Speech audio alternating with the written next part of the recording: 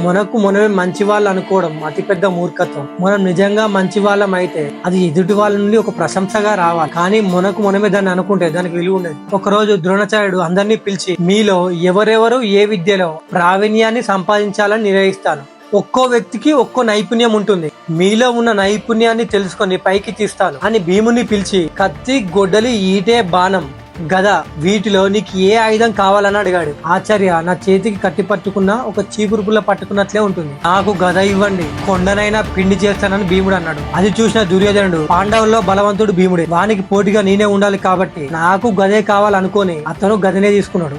ధర్మరాజు ఈటలు వేయడం, రథసారథ్యంలో నకల సహదేవులు, కత్తి యుద్ధం, గుర్రపు స్వారీలలో ప్రావీణ్యం సంపాదించాలనుకున్నారు. చివరగా ద్రోణాచార్యుడు అర్జున్ని పిలిచి, యుద్ధ రంగంలో అందరికన్నా శక్తివంతుడు ఒక వీలుకాడే.